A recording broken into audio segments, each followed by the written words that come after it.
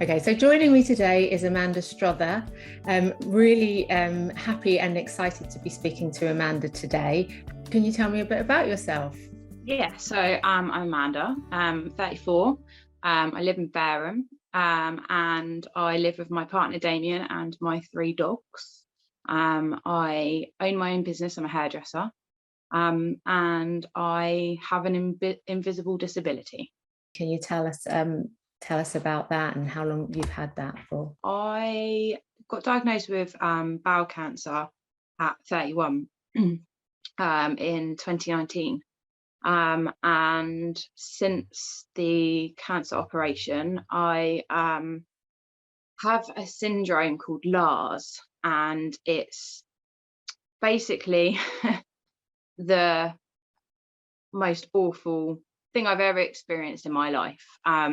Going to the toilet 30, 40 times a day, incontinence, so walking around Iceland and having to run to some toilets and leaving your underwear in the bag, and yeah, it's hard. It's really hard. I said to my consultant that the cancer was the easy part, like it's the post-cancer resulting in the LARS syndrome that was really difficult. So we tried a lot of tests and things like that, and now I have a colostomy bag. So I have a stoma, and she's called Hope, and she was born or made on the 10th of August. So I also have that as well. LARS, is that a common occurrence that can happen after people have an operation such as yours for bowel cancer?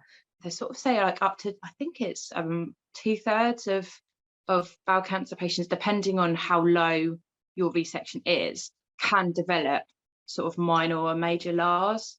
It's very difficult because each person's symptoms can be slightly different, but they tend to ask you and scale you on these points questionnaires depending on how severe your symptoms are.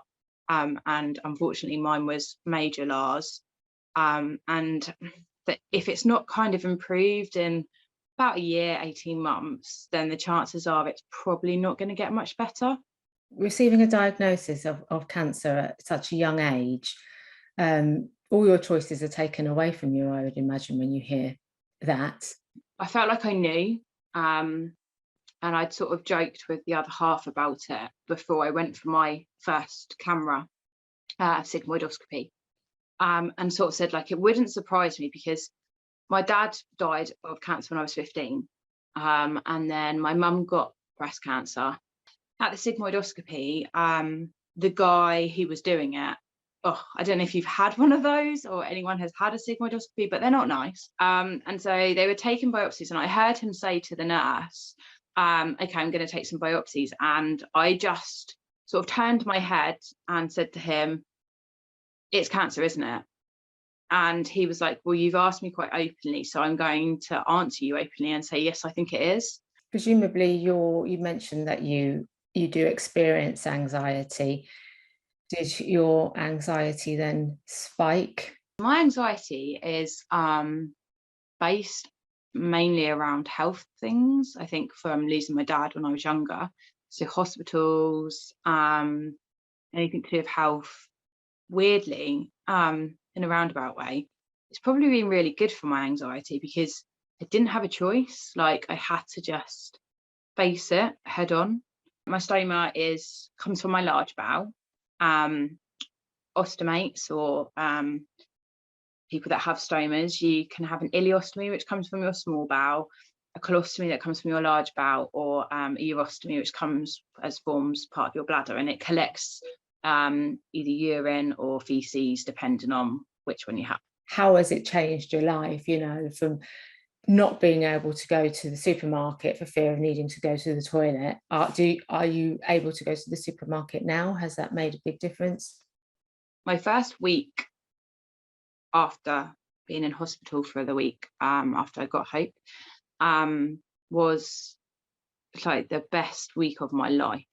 The stoma nurses sort of tell you to name your stomas so that you kind of accept them. For me, Hope has become like this incredibly positive thing, and I haven't had those feelings of like, oh my God, I hate this.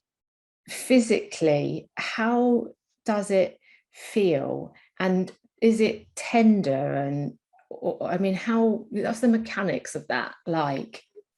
So I was quite lucky in terms of operation wise. They managed to go in keyhole, whereas some stoma patients have to have open surgery. That sometimes people call them like rosebuds, because they kind of look a bit like a rose. She's kind of, my hope is 25 millimeters round, so she's about that round. And she's bright red. She's completely numb, so I can't feel her. You can also get bag covers that go over the top of your bag, so that if you're slightly more conscious, or you know, you're out and about, I don't know, you're want to wear a bikini or something, and you know, you can get all different bag covers that have got, you know, whatever pattern on. You can even make them yourself. With the hidden disability sunflower, do you feel that helps bridge that sort of non-verbal way of having to go into detail about what your health condition is? The problem that we've got is to be disabled, generally the societal view is that you need to be in a wheelchair, or you need to have a physical like that you can see. And I don't think, for example, like the disabled icon with the person in the wheelchair is particularly helpful for people like myself, or other people with hidden disabilities, because we don't look like we're disabled. I'm really careful that when I put my keys in my bag, the sunflower, the lanyard is hanging out of my bag, so I don't necessarily wear it around my neck, but I do sort of make it publicly seen.